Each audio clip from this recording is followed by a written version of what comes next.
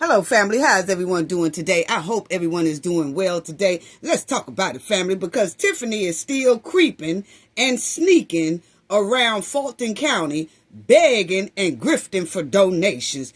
Tiffany in ATL acting like her campaign is a GoFundMe account. We done told Tiffany to go back up north where she came from and pay them people they $8 million back. Don't be coming down here in the South trying to grift us out our money because we ain't having it. Family, y'all, we got a lot to talk about today. A lot of tea up in here. Then, family, Khalil Cook.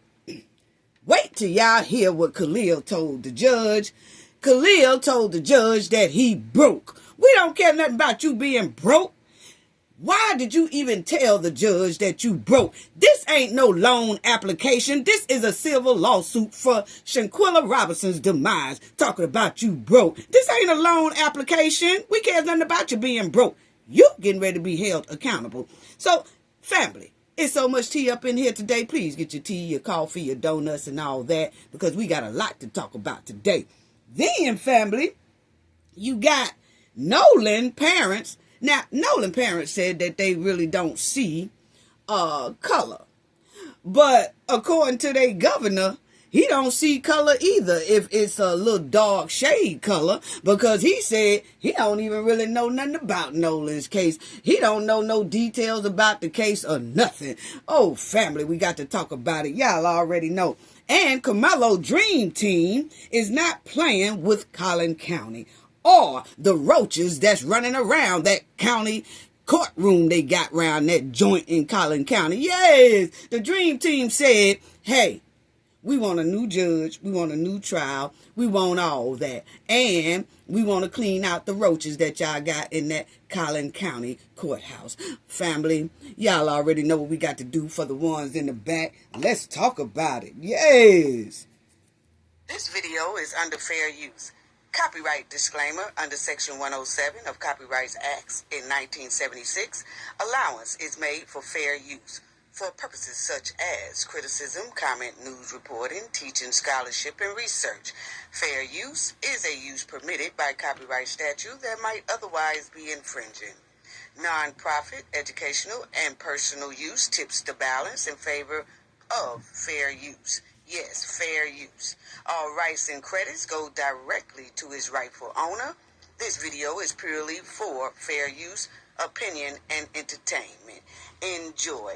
And we also want to add that everything in this video is alleged.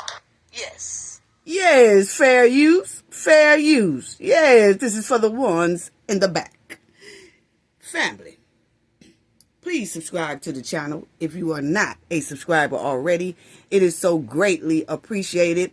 Please hit the like button as well. It's a great way to get the video into the algorithm. Please hit the hype button. Hype your girl up. Hype, hype, hype. I see a lot of you say that y'all are hitting the like button. And then I had some people, not all, that they say, hey, the like button is not showing the points anymore, so we are not hitting it. I'm trying to figure out why.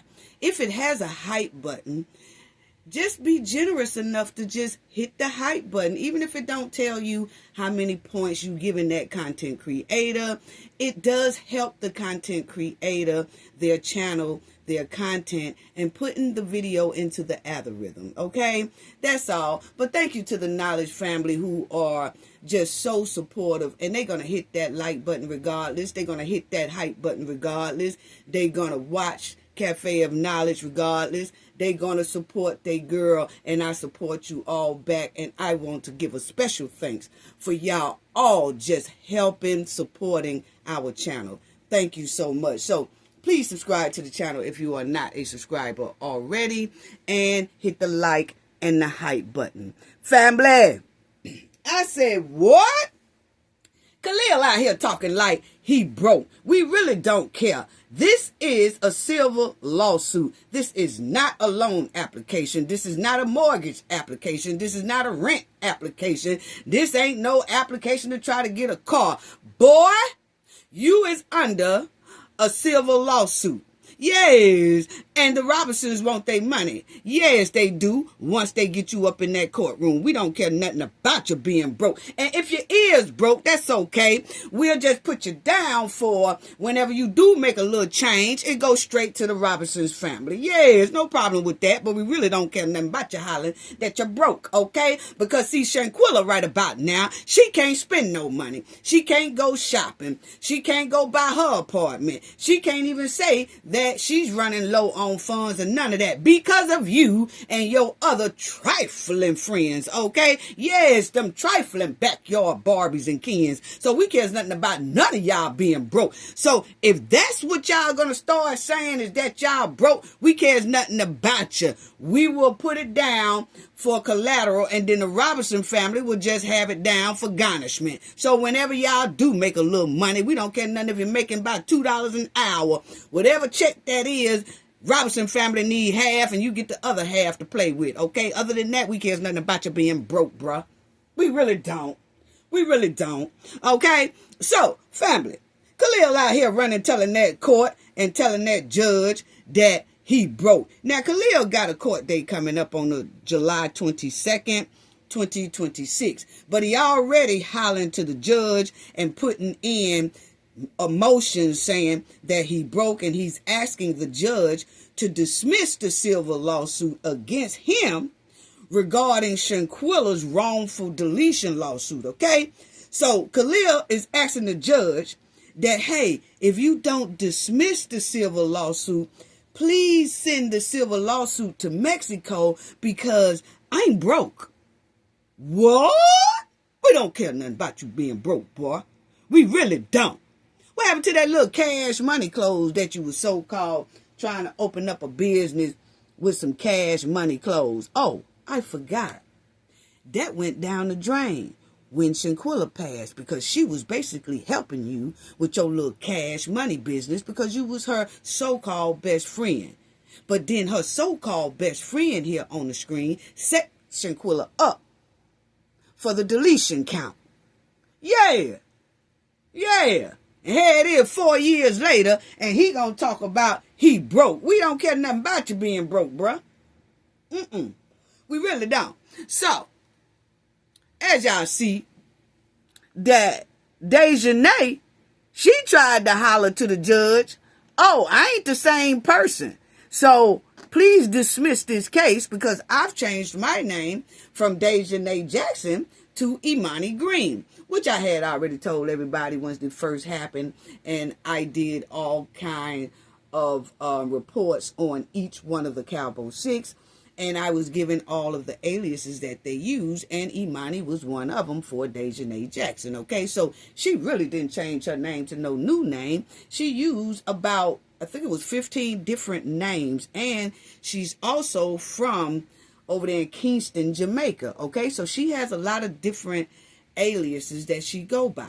Well, she was asking the judge to dismiss the case against her after she have physically harmed Shanquella till Shanquella fell to her demise, and the other 5 covered up the demise and cleaned up the scene and all that, and then dipped up out of Mexico and left Shanquella's body there in Mexico so that it couldn't be found. They was hoping Shanquella Robinson's body wouldn't be found, but Shanquella's father made sure he found his baby girl, okay? So, Imani Green, Dejanay Jackson, Fish Stick Jackson, she told the judge, please dismiss this because they didn't serve me in time because I changed my name. Well, y'all see here on the screen, that was Dejanay's excuse. So you see on the screen that the judge said, well, nah, dog, we're not going for that excuse either.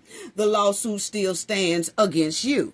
So each Cowboy Six have to go before the judge, and each one of them is trying to get this case dismissed. So Dejanay was first before the judge. The judge denied her request, so she does have to go to court for the demise of Shanquella Robinson. Then you had Khalil Cook, that was next. And he's telling the judge now that he is broke. He also has a court date coming up, July 22nd, 2026, okay, a couple of days from now. And he is using this excuse, please, judge, dismiss this case against me because I'm broke. And if you don't dismiss the case, just send the case back to Mexico because I'm broke. My thing is, well, hell, if you want her to dismiss the case in the United States because you say you broke, hell, the case is right there where you stay. So you ain't spending no money. All you got to do is walk to the courthouse. That is not going to bother any financial money coming up out your pocket, Khalil. All you got to do is when they have a court date, walk. If you don't have a car and all that, walk to the courthouse and be held accountable for your actions that you did against Shanquella Robinson, okay? So you really don't need no money if you stay in the United States and if the case stay within the United States. But I notice you asking the judge to send the case to Mexico. Well, then you would have to spend money traveling to Mexico to so-called go to the Mexico courtroom and then have your trial there. Khalil, do you think we really stupid? Because why would you say you're broke and send the case to Mexico? Well, if that's the case, nah, don't send it to Mexico because you just said you can't afford to get even to Mexico.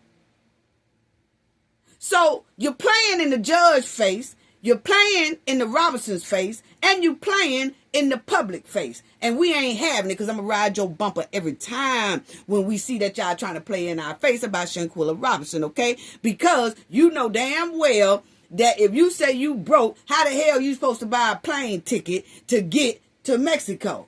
Well, if the case stays in North Carolina, you don't have to buy a plane ticket. You can just walk to your trial. Boy, don't play in our face. Please don't. But anyway, family, Khalil said he broke, okay? And Dejanay was denied. And we're going to see July 22nd, will Khalil's be denied? But family, we are getting credible word on the street that Khalil has asked for his July 22nd, 2026 court hearing on the motion to either dismiss the case against him or either send it back to Mexico. We have got some credible word that Khalil has asked for an extension again because he's broke, okay? So he's asking the judge, hey, can you not have the trial July 22nd and kind of move it down a little bit to like September because I'm broke? Boy, I'm so tired of these Cowboy Six playing in our face with all this right here. But as y'all see, Khalil's supposed to go to court on July 22nd, as y'all see right there, okay? But, you know, word on the street is that he did ask for a little bit more time to the judge. Is she going to give it to him? I don't know. We will know July 22nd when we try to get some updates on what happened at this here hearing. And if we can't find anything, then that means that he was granted a little bit more time to come to his hearing. Okay, so they'll probably reschedule the hearing. But we're going to see if he have it in July 22nd like it's supposed to be. Now, as you see, family, it says the hearing will address Cook's motion to stay the case, meaning to freeze all proceedings. See, he wants to freeze all proceedings against him because he say he broke and he really don't have the money to proceed with this case, okay? And he said he will take, it's supposed to take place in Mecklenburg County Courthouse in Charlotte, North Carolina, okay? Now, it's for the wrongful death. And you see that Shanquella Robinson mother is asking for $100 million for the wrongful death lawsuit, okay, in, you know, moving forward. A judge previously declined the request to have the case dismissed or moved to Mexico, okay? That's when she declined Dejanay's ass, okay? And so now you got Khalil. And as y'all see, attorneys representing Khalil are pushing to freeze the proceedings, citing legal and financial burdens. if the case remains in the United States instead of Mexico. They playing in our face, family, because don't they know that we have sense enough to know that if the case is moved to Mexico, that will be more expensive because Khalil has to buy plane tickets. He has to find a place to stay in Mexico while the trial is going on. It could be a 1-day trial, 4-day trial. He has to find a place to stay. He has to eat while he's there. He has to eat breakfast, lunch, and dinner. That is spending more money in Mexico while the trial is going on inside of Mexico, okay? And then he will have to buy a plane ticket back home if Mexico finds him not liable to pay for the civil suit. If they find him liable, they most likely will not let Khalil leave Mexico until his portion of the lawsuit is paid. Okay? So that's all very so much expensive if they move that case to Mexico versus if it stayed right there in North Carolina where Khalil stays. It would be so much cheaper, wouldn't it, family? He can just go home every day, eat for free every day at his house, okay? He don't have to buy a plane ticket. He don't have to rent out an Airbnb or a place to stay like he would in Mexico. So it seems to me that this is an excuse to play in our face, play in the judge's face, just to keep and prolong Shanquella Robinson's civil lawsuit. They just want to prolong it. It's been 4 years now. They have prolonged enough. It's time to get to the nitty-gritty and give Shanquella Robinson her justice. 4 years? Khalil and the other Cowboy 5 has stalled enough. They done had 5 years to stall. 5 years to save up money because they knew this was coming. The lawsuit been on top of their head for a long time, for years. So they knew this day was coming. Why didn't they save money? Hey, we really don't care why they didn't. That's their fault.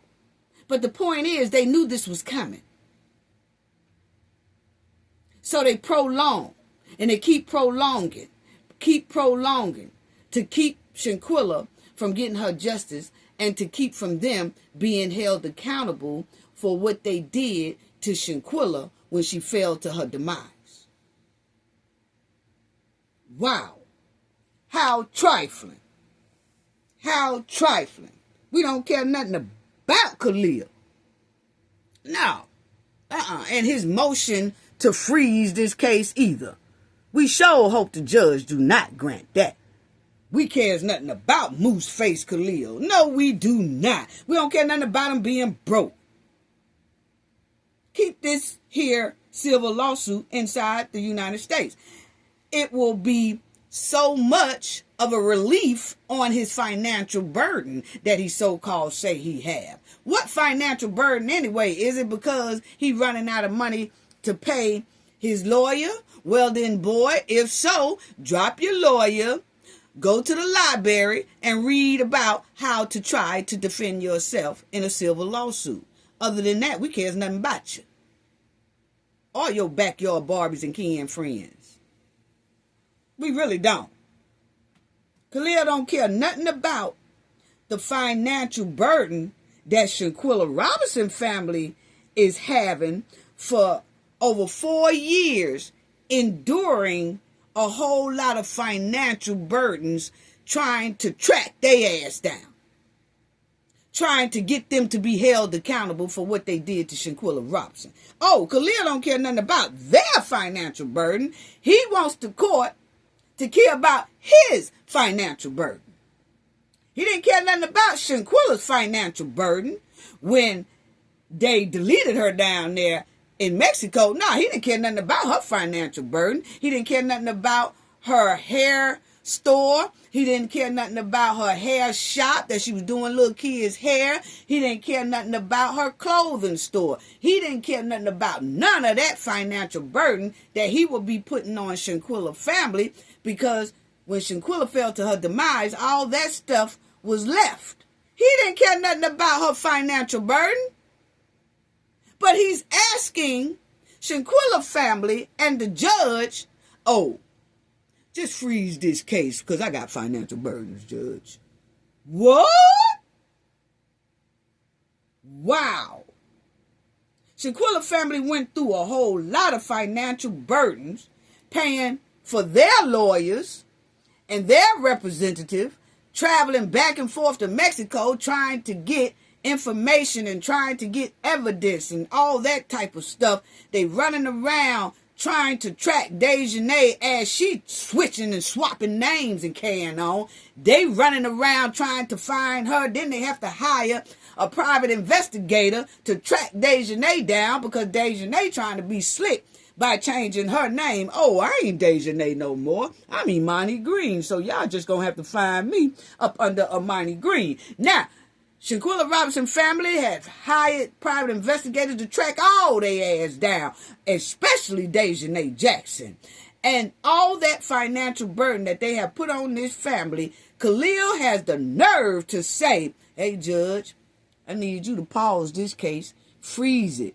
And I don't care how long you freeze it.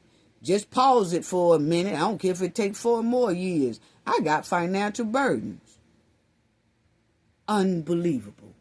This trifling backyard kin dressed in a frog suit. Unbelievable. Unbelievable.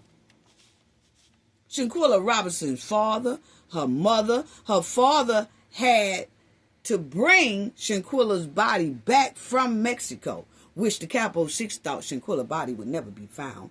But Shanquella daddy, he found his baby girl. You hear me? Family. He found his baby girl and brought her on back home. But the thing is, do y'all know how much money that is to ship his daughter all the way back from Mexico to North Carolina? Khalil didn't care nothing about the financial burden on Mr. Robinson. No, he did not. They spent all this unnecessary money for 4 years trying to get Cowboy 6 to be held accountable for their demonic behavior that ended in their daughter's demise.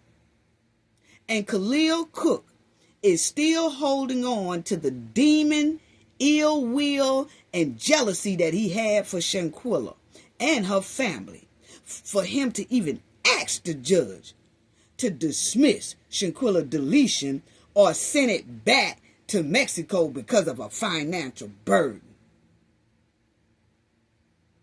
He got some nerves.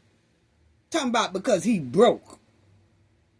Khalil didn't say one time he wasn't involved. He didn't tell the judge that. He did not say he was innocent. He didn't write to the judge and said that. Not that we've seen in this here thing, he's asking the judge to either dismiss this case or send it back to Mexico because he has financial burdens and he's broke. Okay? He ain't mentioned nan time and because I'm innocent and, because I wasn't involved in it.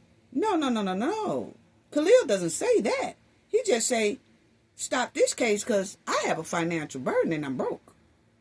The knowledge team got that word that he's trying to get an extension so that he don't have to go to court July 22nd, So it's given that Khalil is shaking in his boots along with Elise, Winter, Nizia, and Malik and Dejanay. They all are shaking in their boots.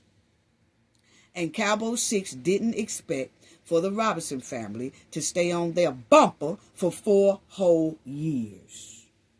That's what they didn't expect. They thought this stuff was going to go away. And they thought that us as content creators was not going to talk about it. But honey, you got Cafe effed up. Because I'm always on top of Shanquella's case. I'm looking constantly. My team is too. Oh, we not going to let her down. And y'all going to be held accountable. We not going to let Shanquella down. Oh, no, we not. Oh, no, we not. We may not talk about her every day like we used to, but we damn sure on top of her. Her case And we standing side by side with her, and we're going to keep continuing to push for her justice that she so rightly deserves. Actually, they supposed to go to jail. But I'm really hoping that the civil lawsuit, when they have to go to trial for the civil lawsuit, that it starts looking and presenting criminal evidence. Because if it start looking and presenting criminal evidence, the civil suit will stop. And that judge will most likely move that whole civil case to a criminal trial. So we just can't wait for it. So Khalil, we care nothing about you being broke. Maybe if you go into the jail cell, if it turns into a criminal trial and then y'all found guilty and you would have to go into that pen, you won't even have to worry about being broke. Hell, they give you some free hard-ass grits and hard-ass eggs and half-ass done eggs and old-ass eggs and all that. And then, you could have somewhere to sleep and have something to eat, okay? And then you go out there into that chain gang road and you start cleaning up them highways and byways and picking up trash and all that stuff like that. That's what you really need, okay? So don't play in our face about being broke. We cares nothing about you, boy. We cares nothing about you or your other trifling Barbies and Kens. No, we don't. So anyway, family, that was the update on that. Khalil trying to holler broke. And shout out to the Robinson family for keeping their foot on Cowboy 6 neck. Yes. And shout out to everybody else who keeps reporting on Shanquella, keeping her story alive as well. Because we definitely stays on top of our baby girl, Shanquella Robinson. Yes. So Khalil, we cares nothing about you hollering that you're broke. No, you might as well go up in there here at July 22nd. But they said you asked for an extension. We're going to see. Yeah, but I hope you don't get no long extension. Yeah, because we're going to talk about that too. See, we're going to heat that up too because we're trying to figure out why would you get an extension when it's already been 4 years. Okay, y'all done extend it out. Extend it out when it comes to Shanquella Robinson. So all 6 of these here trifling backyard and Barbie family, they all each have a hearing that should be coming up pretty soon. So it looks like they started with Dejanay, who hers was dismissed, not dismissed where she don't have to be held accountable, but her request was dismissed. They don't want to hear nothing about it. Yeah, she has to come to trial, okay? And then Khalil Cook, he's trying like hell to stall out, okay, because he's saying he's broke. So then you have these other 4 that should be coming up, and we're going to stay on top of that as well. But most likely, none of them will get anything dismissed because she hasn't got hers dismissed. Oh, no, they didn't dismiss Fish Stick Jackson. So, family, we will stay on top of that. We will stay on top of that. Rest in peace, baby girl. We're going to stay on top of it. Yes, we are. Yes, we are. They're going to get held accountable. Then, family, let's move on to Trifling Tiffany. Tiffany done messed around there and she's just sneaking and creeping, still creeping and sneaking around Fulton County, begging us for our money. Trying to throw a little trifling campaign at her flop shop, okay? So she said that she's having a meet and greet campaign July 18th, okay, which that was this here past Saturday, okay? They didn't even say how that thing turned out, okay? A lot of people in Fulton County said it was a whole flop, just like the store.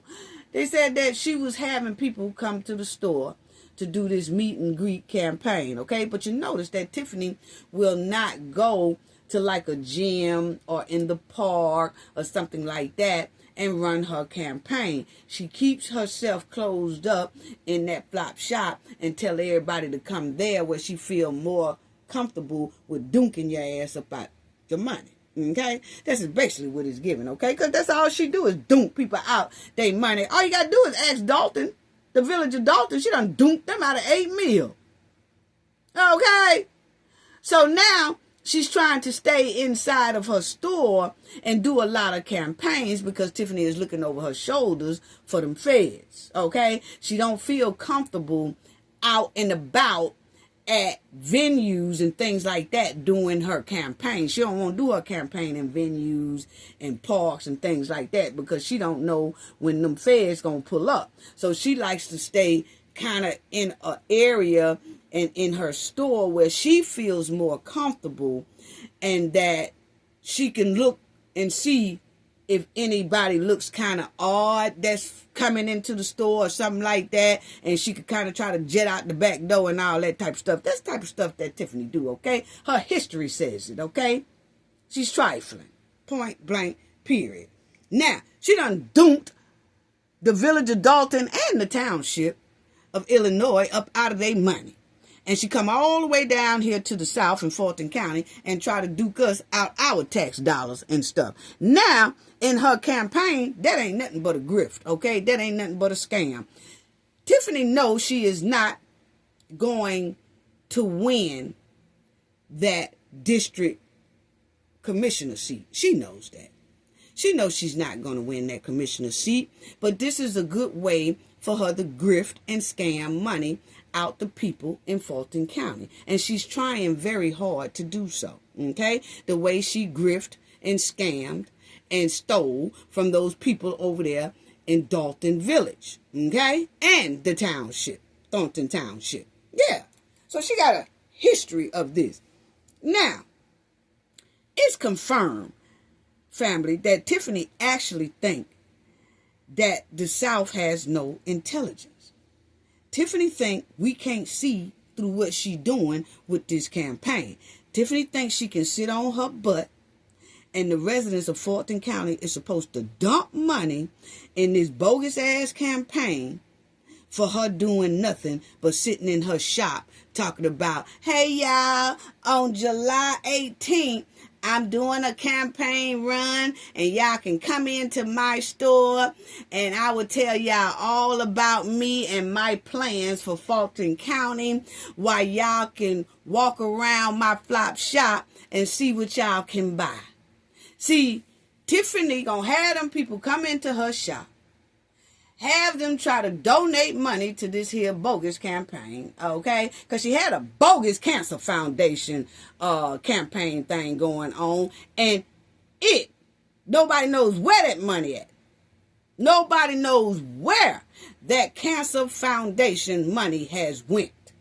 So Tiffany is doing the same thing with this here so-called running for commissioner seat in Fulton County. So she's having everybody come in and then they donate money at this here event on July 18th. And then she wants them to walk around her shop where she could try to get them to buy something, which is more money. So she just grifting the residents of Fulton County out of their money. Even though she know she don't have a chance in hell to win this campaign. Okay, but it is a good way to raise extra money because you can't get your money back. Hey, when you donate, you donate. You donating, just because you want to. Yeah, that's all that is. So yeah, she's racking up money. So she got $8 million from Illinois, and then she's trying to get some more millions from Fulton County. Wow, and if she would get in that seat, Fulton County would be bankrupt within 2 years. Yes, all you got to do is ask the village of Dalton. They'll tell you about it. They bankrupt right now. Hell, they struggling over there. Struggling. But anyway, family, so that's Tiffany plan to bring people into that shop to get them to try to buy some of her flop clothes, okay, out that flop shop. That's all it's given. Now, Tiffany think we crazy enough to dump money in her account that's really a scam account because she knows she don't have a chance in hell of winning. Tiffany is just a con artist. So she wants the residents of Fulton County to put money in a con artist account, a thief account, a liar account, a city slickster account. No, no, no, no. It don't work like that. You got us effed up here in the South. We see straight through you. We see straight through you.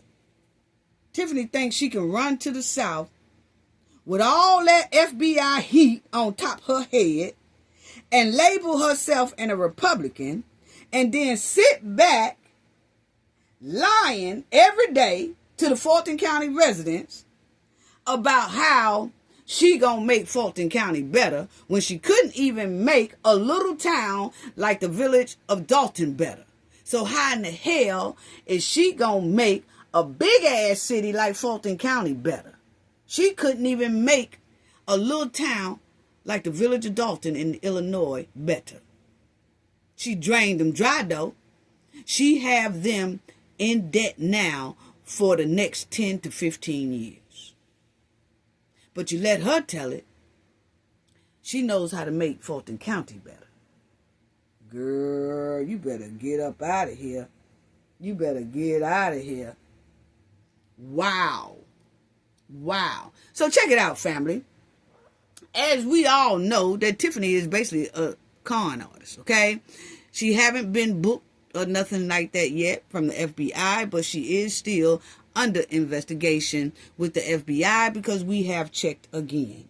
And we were confirmed and was told that, yes, she is up under FBI investigation and her heat is hot on her. She feels it. She just ain't telling nobody. But you could tell she's feeling it because Tiffany don't post like she used to.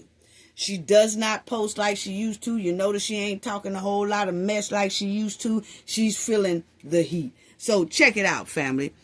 We all know that she's basically the worst mayor dubbed in America, okay? Due to all the controversies that's around her, the allegations of corruption, financial mismanagement, lavish spending of the taxpayers' dollars, all that. Her background is full of scandals, fraud, theft, corruption, mismanagement, all of it. But she got the nerve to tell Fulton County and the South that she can make Fulton County better. No, no, no. We good, dog. We good. Now, I want y'all to see this because Tiffany, you know, like I told y'all, she had that campaign going on this past Saturday, July 18th, okay? And she was telling everybody to come, meet and greet and talk to her and all that kind of stuff. Well, as y'all will see, Super Mayor Tiffany Henyard shows up to Dalton Board, okay? Is it me or a lot of them acting all funny acting? You can tell the real love in the room. Andrew Holmes act like he don't know me. Okay, that's how she finished that out. So, y'all remember when Tiffany went running up there trying to jump in the mix when that basketball player had got deleted in front of that cigar lounge, okay? And you remember that Tiffany ran there trying to get herself in the mix at Dalton, okay?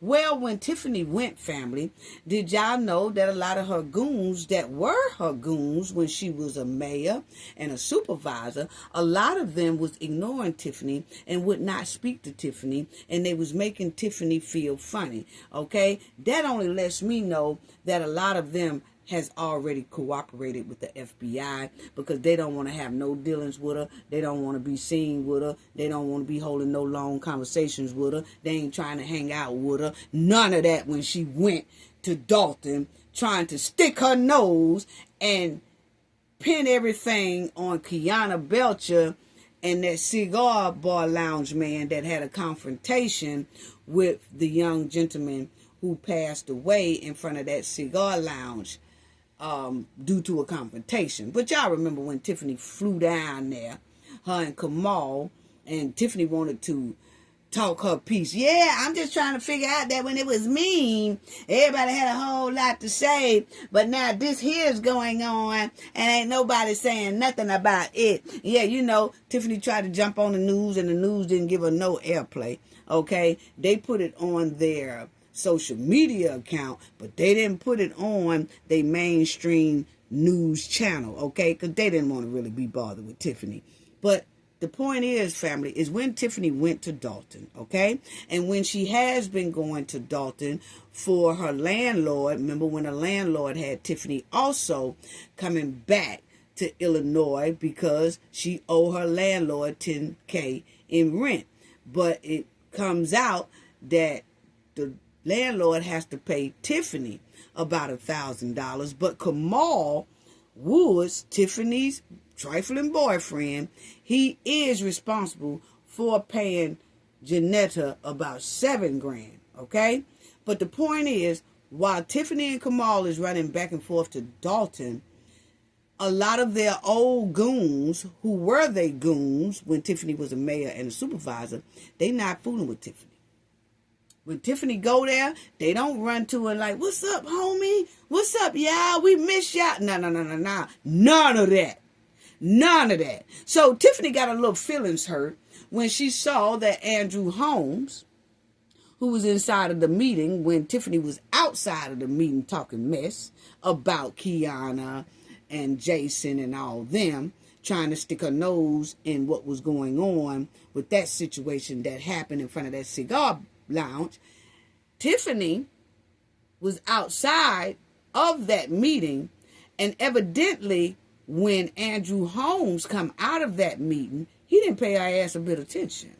Because you see right there that she says, is it me? Everybody acting funny. Hell, you done got everybody in a bunch of doo-doo. You done threw everybody in quicksand. You done left everybody, all your goons. You and Kamal left all those goons in Illinois to face the heat with the feds while you and Kamal ran to the south to Fulton County ATL. And you think they supposed to embrace you? You got them wrapped up in all type of FBI heat. You got them wrapped up in all kind of FBI subpoenas. You got them wrapped up in all kind of investigations. That most likely they have to make somewhat of some type of deal themselves to try to keep their ass out of trouble. You got Lacey old ass wrapped in some stuff. Now Andrew Holmes old ass wrapped in some stuff. And you jetted. But you expect for Andrew Holmes to have open arms when he see you. Hey, Tiff, what? No, it don't work like that. You got them all in that quicksand. But then you going to get mad because they ain't kissing your boom when they see you.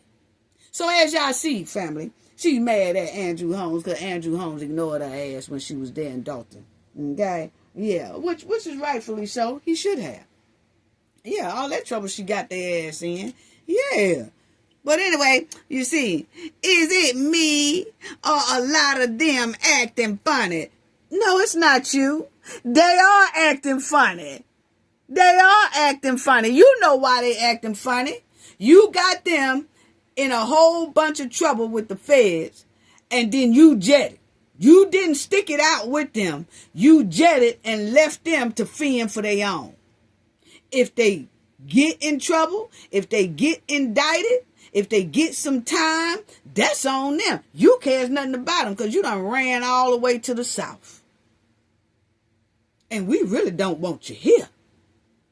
But you have a right to live wherever you want to live. But we damn sure in the South ain't got all them open arms for you either. Just like Andrew Holmes and them don't.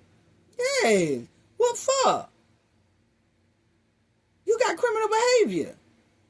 We don't rock with them kind. You should have kept that up north. But anyway, family. So yeah, so that was it. But check it out, family. Tiffany is grifting. Her campaigns, y'all see Tiffany Henyard, Fulton County. Donate today to Tiffany Henyard to win in Fulton County Commissioner. And look what she got, family.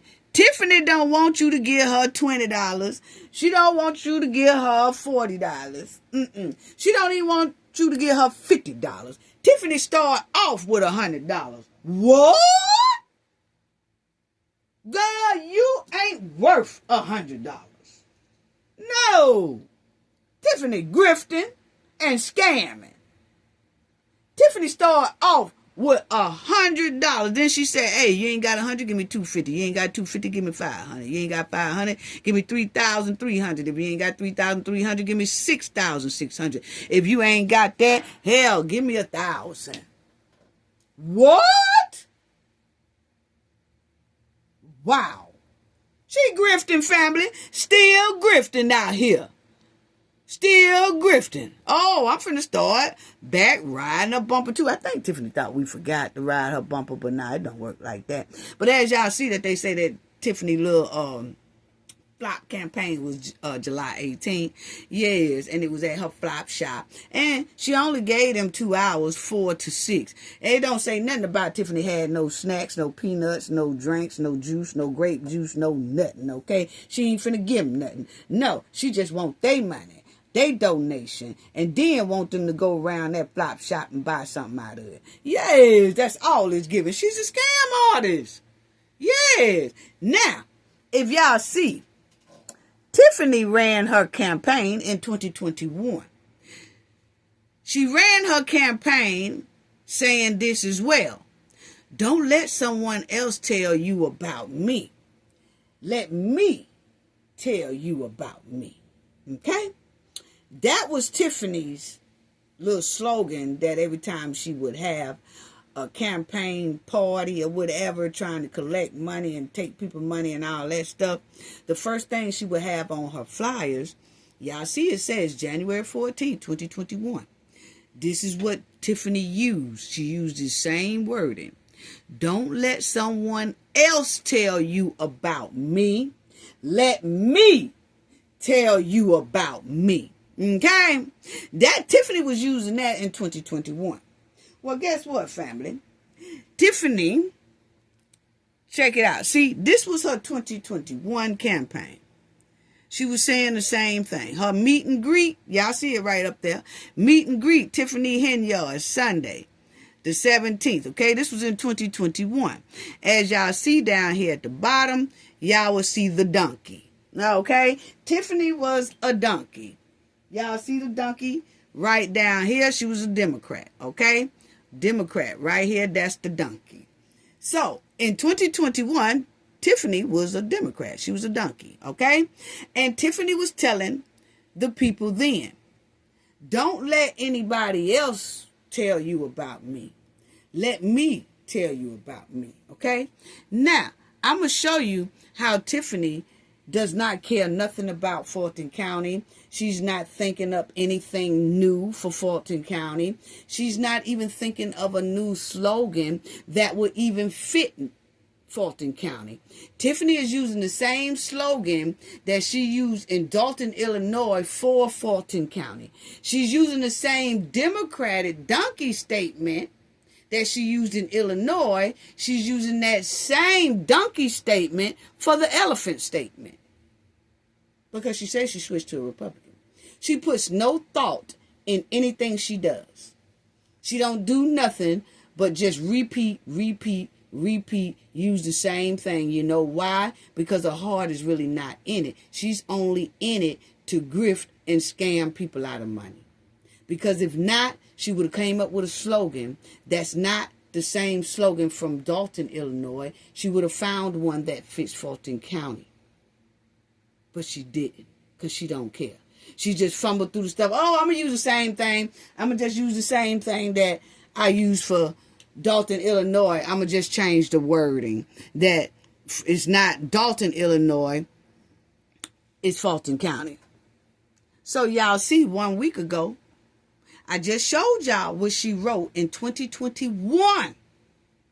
It's 2026.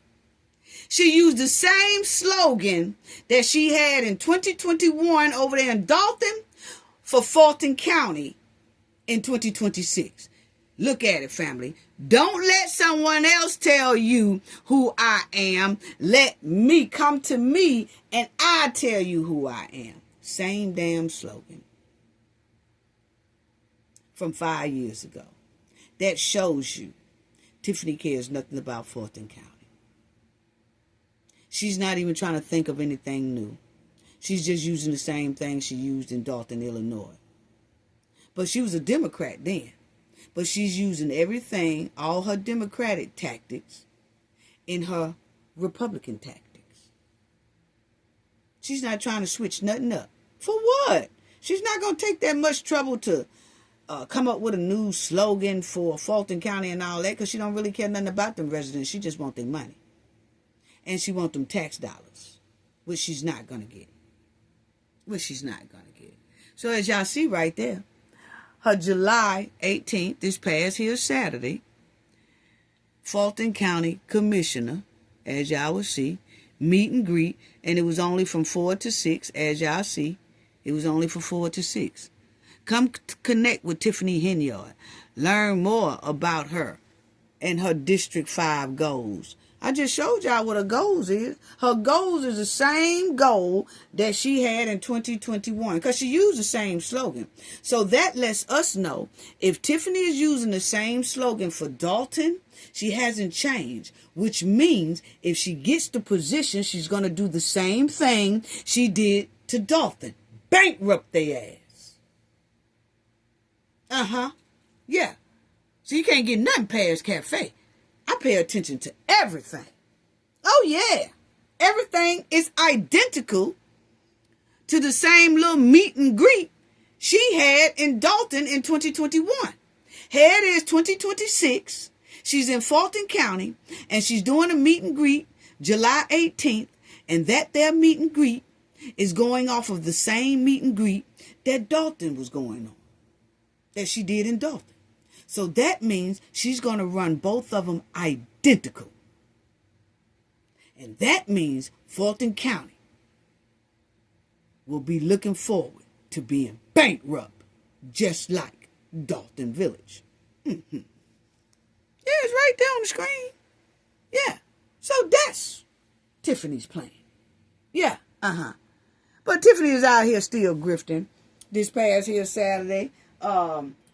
Tiffany, now you do know that whatever you collect Saturday in Fulton County at this little meet and greet campaign you had, whatever you collected, you're supposed to report it. And if you don't, we're going to ask, did you report it? Yay! Hey, you're not going to come down here and play city slickster all over us. You're not going to come here and try to dunk us out our money and act like you're not going to report stuff and turn in certain paperwork. Because, see, you don't like to turn in paperwork. You don't like to turn in receipts. You don't like to do none of that. So, Tiffany, most likely, if she did collect anything between 4 and 6 Saturday, we're going to make sure that Tiffany reports it. And if she didn't make anything, you better report that too. Because you do supposed to tell the people of Fulton County, hey, I had a campaign, and you're supposed to put it down on your campaign. This is how much I raised, and I didn't raise this much. You got to put 0 that you didn't get any money in, or you did get some money in. Even if you got $2, you're supposed to report it. And if you don't, we're going to stay on top of it to see that Fulton County get that report saying how much you got Saturday on this little here janky campaign. Yes. Yes. You didn't know? You thought we forgot? No, we didn't. We didn't. Yeah, because see, you're not going to do us like you did Dalton, Illinois, that you could just go head on and collect money and never report it. No. It don't work like that in the South, Tiffany. You got us effed up. It don't work like that. No, it does not. Yeah. So, them feds are on, Tiffany. And we're going to make sure that all the reporting is done. And if not, then the feds need to check into that too. Because you're not going to be down here in Fulton County collecting our money and then taking campaign money, and you don't report how much you accumulated at that campaign event. Because you're supposed to report that. Okay? Yeah, we want our tax dollars off of that. Yeah, we do. Yeah, we want all our money back, and we want to know what you raised, okay? You're not used to doing that, so I'm trying to break it down to you and let you know that we're not playing those games. You need to report that, and we're going to check and make sure that you did. Yeah, We'll finish riding her bumper, too, because we're going to see, according to the people in Fulton County, that their thing Saturday was a clear dish flop. Yes, just like the shop. They said it was a flop. Said didn't nobody really go in there, family. Said didn't nobody really go in there. For one thing, Tiffany keep being stuffed up in that clothing shop doing her campaigns out of that. She cheap. She don't want to spend no money on Fulton County by renting out a park or renting out a venue and inviting everybody and having snacks, cookies and cakes and all that stuff for people to eat so that she can get on the microphone. Where's that gold microphone at anyway? Why you ain't got that gold microphone and telling the people how you supposed to be making a big change in Fulton County? Oh, I forgot. Did Dalton keep that gold microphone? Yeah, because the microphone you was talking on about a month ago, you put a plastic gold cover over it. It wasn't that same gold microphone. No, it was not. But anyway, family, she too cheap to buy a venue and all that stuff like that. So she's doing everything in her shop, having her little campaigns in her shop. That way people can come inside of the shop, buy some things from her, and donate to her at the same time. That's that city slickster move. Yeah. That we already know and we ain't feeling it and we ain't liking it. That's how come we're going to ask the city of Atlanta, Fulton County, did you report how much money you pulled in off this July 18th campaign? Yes. But anyway, family, let's get back to, let's do Kamala. I want to do Karmelo first. Yeah, I want to do Karmelo first. Check this out. Let me do Karmelo before I get into him. Because Karmelo's dream team, his head dream team has his main dream team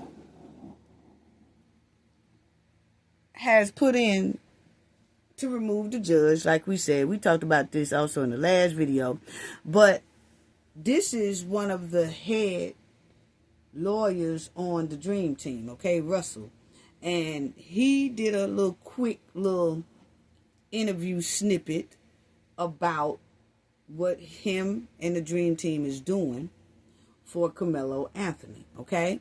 And so we probably won't see him anymore because Russell don't really do interviews like that. But I think he did this just to let the people out here know, hey, yeah, it's confirmed. We are, we got Karmelo Anthony. We're doing everything we can to get him a new trial and get that judge removed. And I think after this right here, we probably won't hear or see from him no more until they give us the outcome of if this new judge is going to remove the Roach judge, okay? Because that's that judge's last name, Roach, okay? And it fits him to a T. But the thing is that this is Karmelo's head lawyer. He's one of the leaders. I ain't going to say head because all of them is good, the dream team, okay? But he is the one, I think, that just speaks out and do most of the speaking and everything else, okay? So we'll just say he's kind of the leader of the team or the spokesman of the team, but they all do an awesome job, okay? So he is talking about Karmelo Anthony's thing. And let me say this too about Tiffany, because Tiffany, it's quite strange that Tiffany is using the Republican elephants to scam more money with the same donkey slogan. Y'all didn't hear me. Tiffany is using the donkey slogan to run for elephant position. Okay? So she's using the Republicans to grift and scam money, but she's using the Democrat slogan. She pulling the same ass-tied grift and slogan on Georgia residents that she did in Dalton to the Dalton Village residents. Unbelievable. That's a trifling hen right there. So check out what Karmelo Anthony lawyers said that they are doing and what his plans is for Karmelo Anthony working on his new trial and all that. Check it out. New attorneys just told us why they're asking a judge to order a new trial. Kevin Reese walks us through those claims and how prosecutors are responding. 5 lawyers and judges at St. Luke United Methodist Church in East Dallas explaining to an audience how juries are selected, an event motivated in part by the trial of Karmelo Anthony and his murder conviction without a black person on his jury. A fair juror to the defendant and the plaintiff. One of these lawyers is Russell Wilson, the new appeals attorney for Karmelo Anthony. But we understand that there's two sides to every story, but we feel confident in the positions that we're taking. Their position is that Anthony should get a new trial. They say Judge John Roach, who presided over the case, should be recused based on comments he made after the trial. Yeah, he should. I believe that based off of the interview that was done, that he could not be fair and impartial. And allege that limits on how many people could attend the trial, the speed of that trial, and unrecorded agreements or gentlemen's agreements between attorneys about what testimony would be admissible weren't completely followed, impacting Anthony's decision not to testify in his own defense. Wow. We're arguing that the dispute regarding the agreement did impact the outcome of the trial. Yeah. The Collin County DA's office sent this statement. The defendant's new lawyers have filed a motion containing several inaccurate characterizations of the trial proceedings. I and the entire prosecution team conducted this trial ethically and in full compliance. I'm trying to figure out how this prosecution said that they did all ethical and full compliance with the court's ruling. If this is how they really feel like a courtroom's supposed to be ran, they really need to step down. They really need to step down. If they feel like the way they violated Karmelo Anthony's constitutional rights, they violated his 4th and 6th Amendment, it's all over the place. We've seen it. Okay, we're going to talk more about that too in the next video, because I want some things that I want to show y'all that I don't really think that y'all knew happened in court, but I'm going to show it to y'all. Unbelievable. So if this here prosecutor think that they did everything correctly, ethically, right in court, then I have to say my opinion. They need to step down and do more training on their job. Because I know this is what he has to say to make himself look good. But I'm wondering, do he really feel this deep down? And it's given that he really feel like that courtroom was ran fairly to the T. And it wasn't. It wasn't. That's scary within itself. That they really do think they did everything right under the law. No, they did not. They violated all kind of rights of Karmelo Anthony. But anyway, wow. Wow. It's with the court motion containing several inaccurate characterizations of the trial proceedings. I and the entire prosecution team conducted this trial ethically and in full compliance with the court's... Now, the prosecutor also said that Karmelo Anthony, that the defendant's new lawyers have filed a motion containing several inaccurate characterizations of the trial proceedings. No, they didn't. Everything we've seen was correct. That it did happen in that courtroom. So that furthermore lets me know that this prosecutor said he saw what the 63-page says that Karmelo Anthony's lawyers put in for the motion to recuse the judge and for a new trial. So this prosecutor must have seen those 63 pages. And then the prosecutor said, everything that they got on there is inaccurate. Huh? What we saw is what happened in court. So how is you saying that is inaccurate when we are reading what happened in court? And that's exactly what happened in court, because we saw a lot of it. We saw that a lot of people couldn't get in. We saw that a lot of people was turned around. We saw that a lot of people was getting favoritism to get in, and a lot of people wasn't. We saw the bias inside of the courtroom. Well, the people who reported on the story, you had about 30 reporters that was reporting on it, and all of them was saying just about the same thing, but in different ways. But they were saying basically the same thing. Blacks, whites, all of them that was there reporting on the story, they was basically saying the same thing. 90% of them was saying the same thing, just in different words on opposite sides of the court grounds. So how do he say it was inaccurate information? But anyway, rulings. he don't want to say that they was wrong. With defense counsel.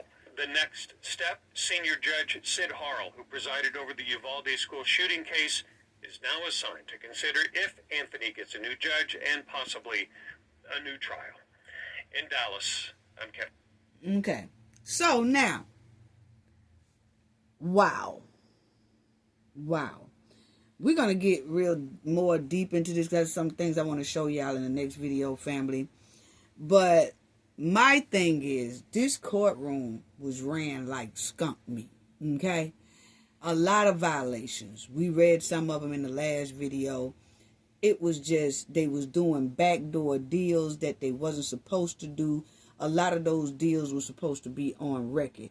Now, it is common for the defense and the prosecutor to make deals. You know, that's how you know if you got a good lawyer or not. Because there's some lawyers, defense lawyers, that they know that it's probably not a possible way that they can win, but they'll make a good enough deal that it puts a relief on their client. You know what I'm saying? They do deals like that, but normally it's also recorded on record.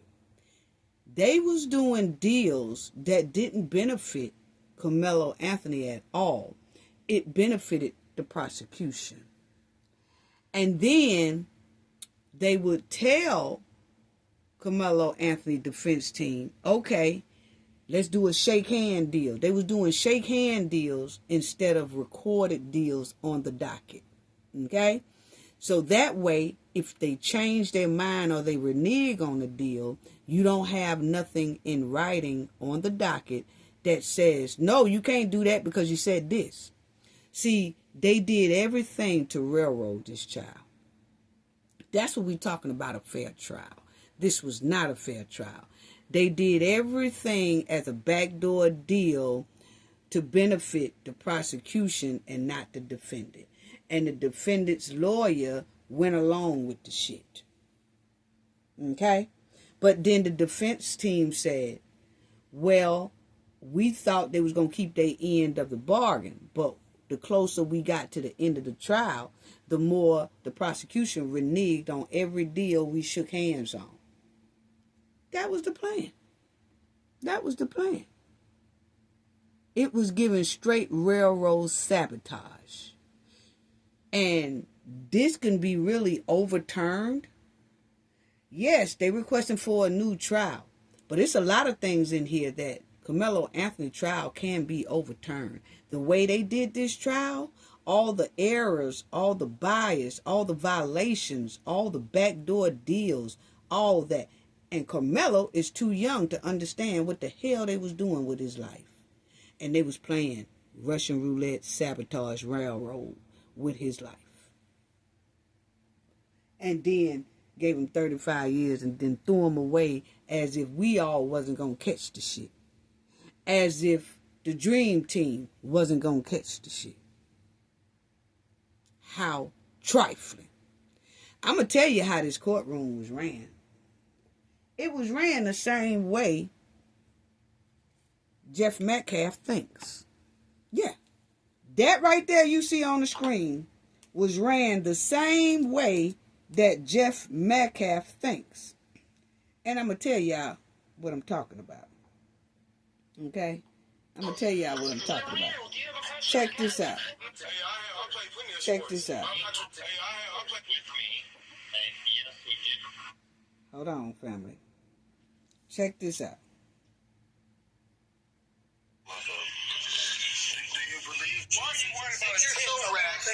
This is how that courtroom was ran. Jeff Metcalf gonna tell us exactly how his homies. Jeff Metcalf gonna tell us exactly how he thinks about Karmelo Anthony, and he's gonna tell us basically how his homies think who was running this courtroom. Because see, birds of the feather flocks together. Okay? And so this is exactly what it was given to us when we saw this here sabotage railroad trial. And Jeff is letting out his few words and his true feelings about how he feel. Okay? So check it out. Check it out, family. Because this is exactly how this trial was ran. That's not the situation. Yes, it is. No, it's not. You walked up the whole time out of the situation. We touched him. Does that justify? Okay, man, I'm done. Fuck off. Next person. Man, you fuck off. Yeah, you disrespect. Man, why don't you go to fucking just somewhere where you belong? Laredo, do you have a question? Yeah, Jeff Metcalf, you're a racist ass prick. Check it out. Fuck you, nigger fucking whore loving bitch.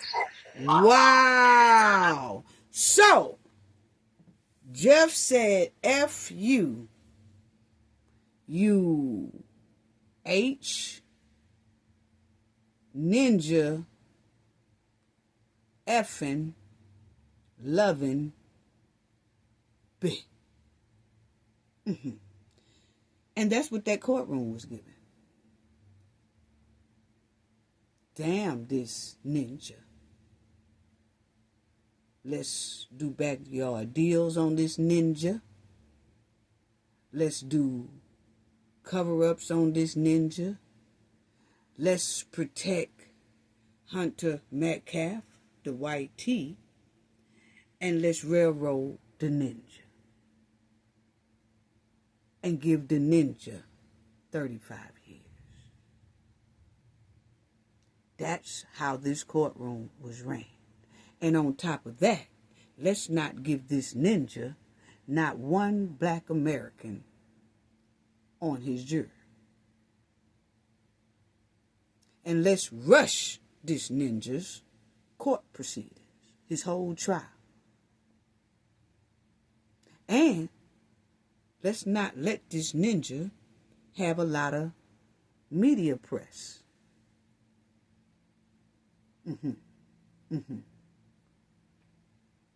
And let's also snatch this ninja self-defense claim that was the major part of his trial. The court said, strike out self-defense. You can't do that. That was the main reason why we here in trial. Did he do self-defense or was it intentionally?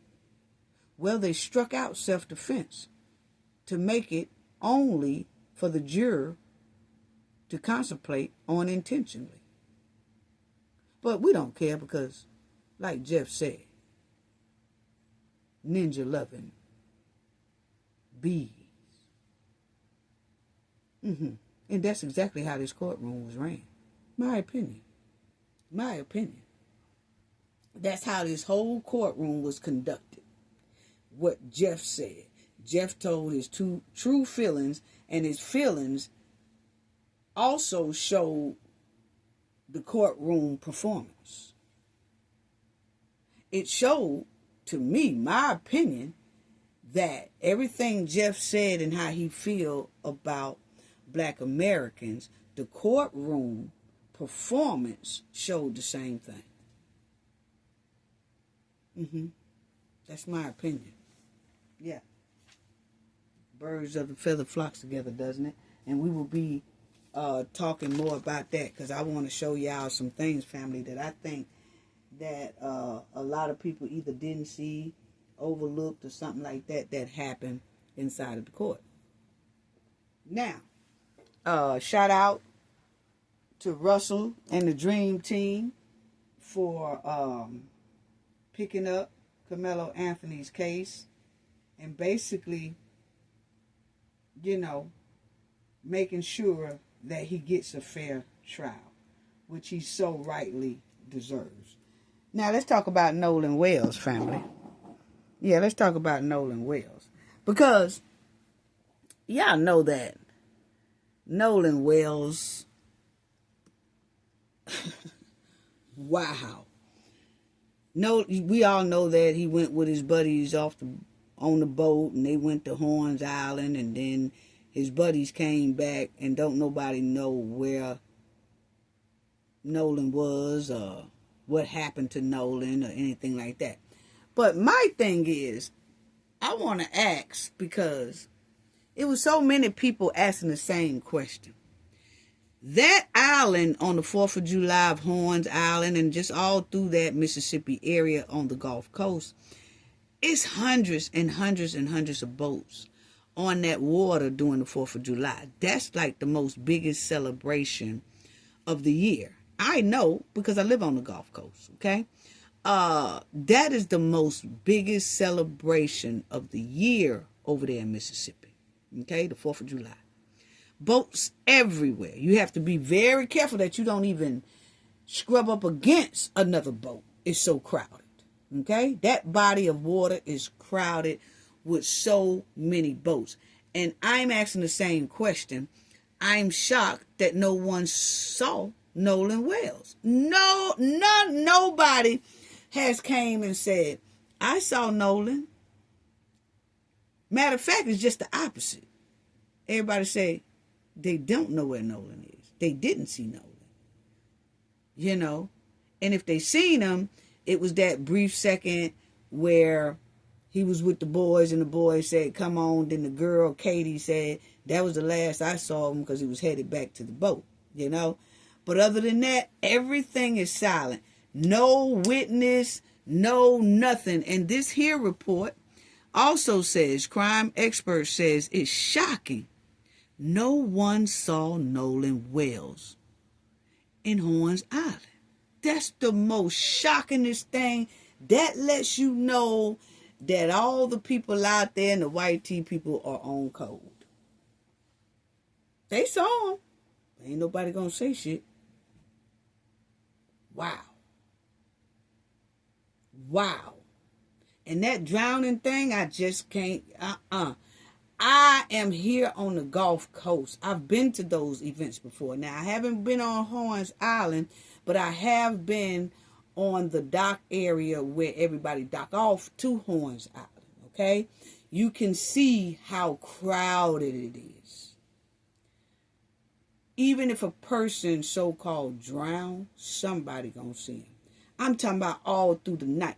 That thing, they start popping firecrackers at midnight.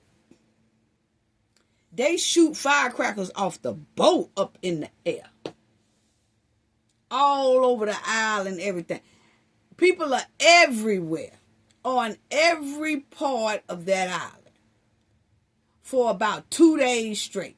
Sometimes 3. Because everybody trying to get a good spot for their boat. But my thing is, nobody seen somebody drown on that particular day, if he drowned. Nobody? It's very suspect. Very suspect. Nobody. That's how crowded those boats are, family. That's how crowded Horns Island be. It's very hard for someone to drown and nobody sees him. Nobody. That's the most eerie story I've heard, especially for that area. Hundreds of boats out there. Thousands of people are out there on Horns Island on the 4th of July. That's every year. That's every year. It's no exceptions. That's every year. No one who visited Horn Island or was on all those hundreds of boats, none of them seen Nolan Wells, but his so-called 3 friends and that chick Katie. Nah, they can miss me with that one.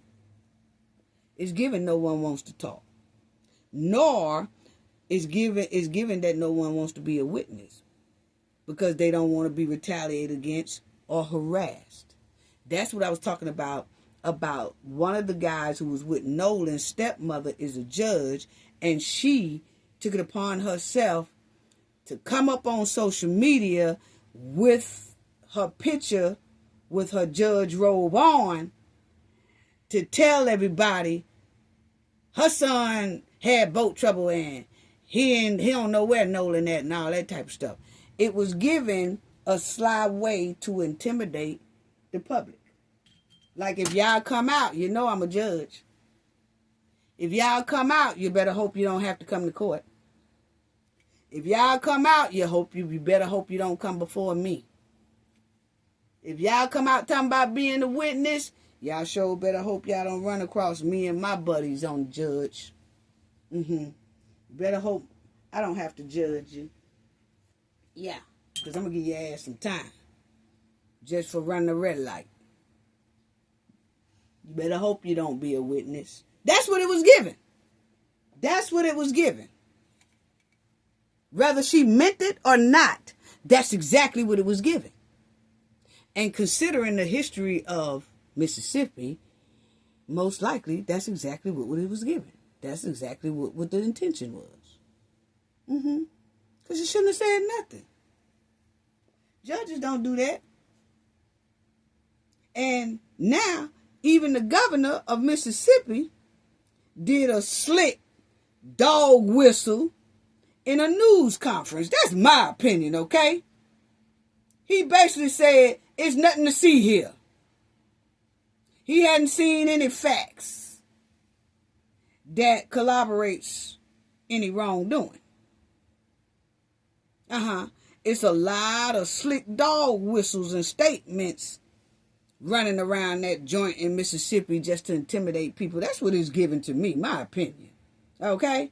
Now, check out what the governor said. Because he like, it ain't nothing to see here. But I don't know the details of the case. What? If you don't know the details about the case, how can you say is nothing, no foul play? You don't even know what's going on. That's what you say. Check it out.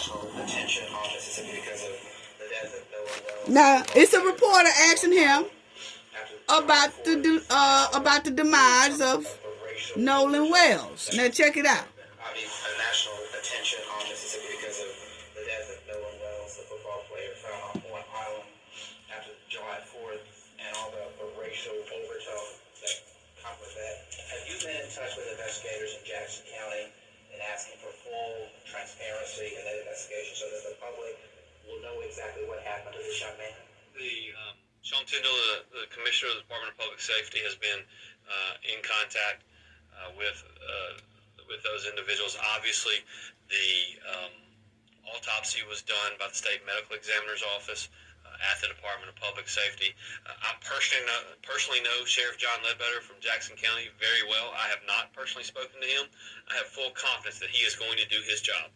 And what I will simply say is I don't know all of the details. I don't know all of the facts. He said he don't know all the details. He don't know all the facts. Basically, he's saying Nolan who?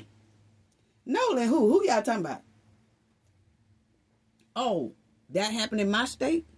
Oh, nah, I don't know all the details. I don't know all the facts. But what I do know is that I know the sheriff. And the sheriff is a fine guy. And I have all the confidence in the world that he's going to do a great job in investigation. But I don't know nothing about no Nolan now. Nolan who? I don't know all the details to that one. I don't know all the facts either.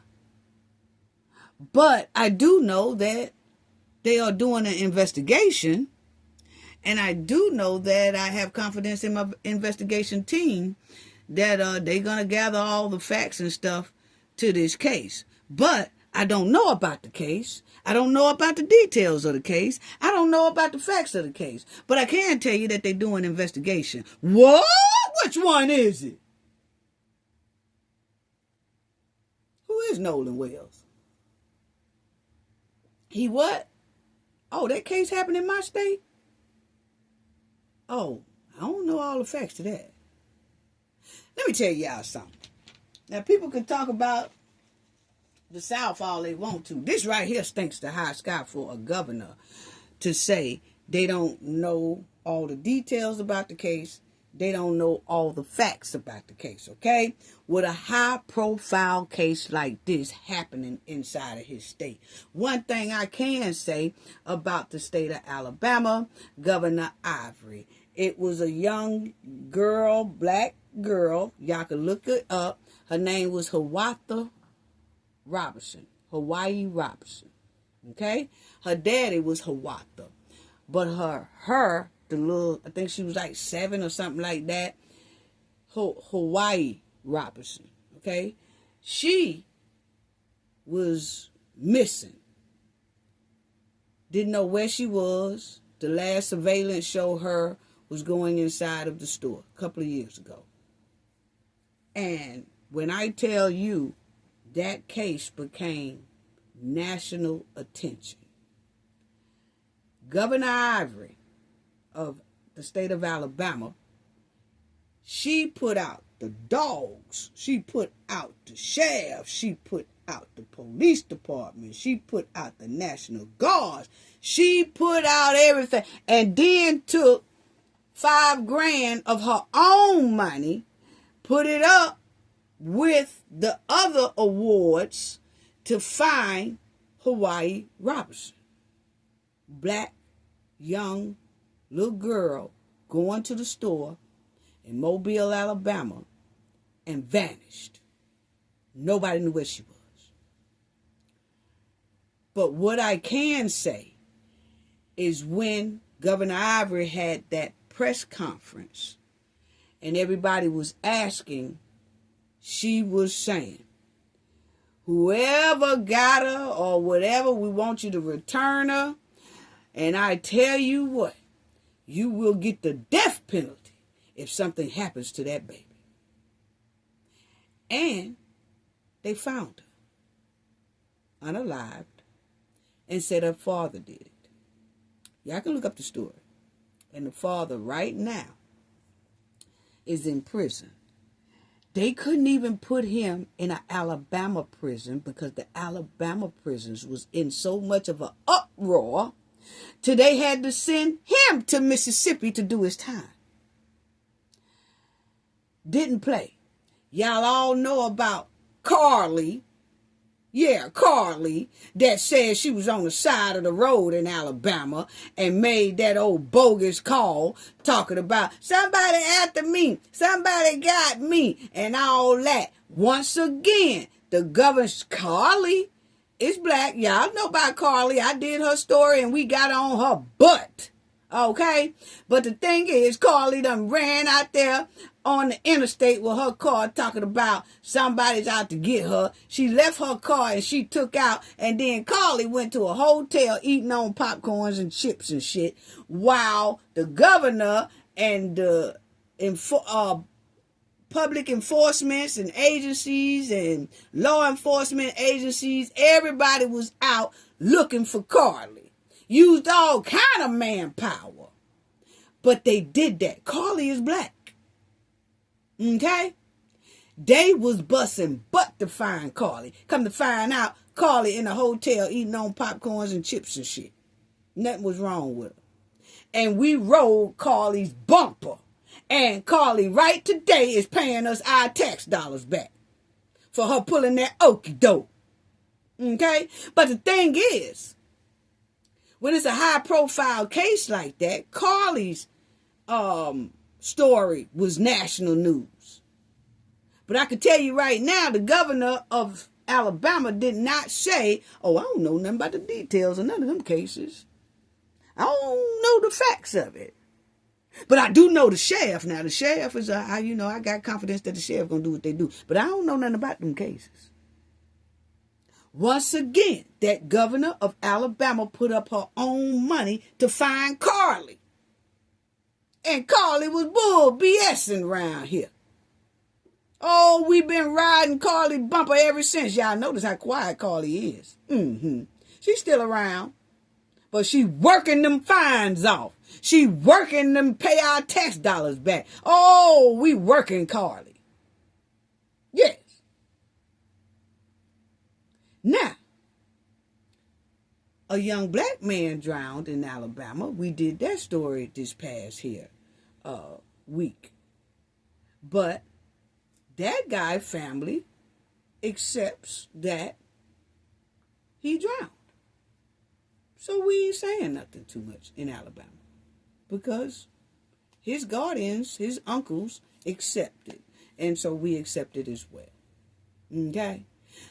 But Nolan, over here in Mississippi, this governor says, oh, I don't know nothing about that. I don't know the details. I don't know the facts. But what I do know, that sheriff is my friend. What? Check it out, family. Surrounding the case, Department of Public Safety. I personally know Sheriff John Ledbetter from Jackson County very well. I have not personally spoken to him. I have full confidence that he is going to do his job. And what I will simply say is I don't know all of the details. I don't know all of the facts surrounding the case.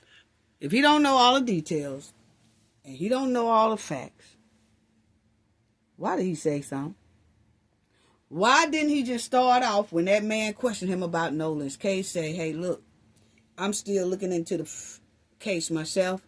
I'm still looking into the details. I'm still looking into the facts. Once I get all that, I come back and I do a press conference. Because he didn't do nothing but stink up the joint on this. He stunk up Mississippi on this. Wow. I've yet to.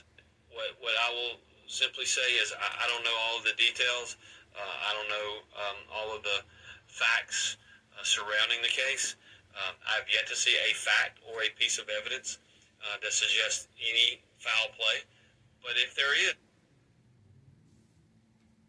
if you don't know the details, you don't know the facts, how can you say you haven't seen any facts that points to foul play? I'm just asking a question. Am I the only one confused, family? Am I the only one confused? I'm trying to figure it out, family. Can y'all help me figure it out in the comment section, in the chat? Replay game, somebody. This man said, I don't know the details about the case. I don't know the facts about the case. But there is no facts to point to foul play. What? Wow. The facts surrounding the case, yet to see a fact or a piece of evidence. The details, I don't know all of the facts surrounding the case. I've yet to see a fact or a piece of evidence that suggests any foul play. But if there is, I feel confident that the Sheriff's Office, the District Attorney's Office, the members at the Department of Public Safety that deal with these crimes, if there had been one, they will find it and they will do what is necessary. And he keeps saying, if there have been one. If there have been one.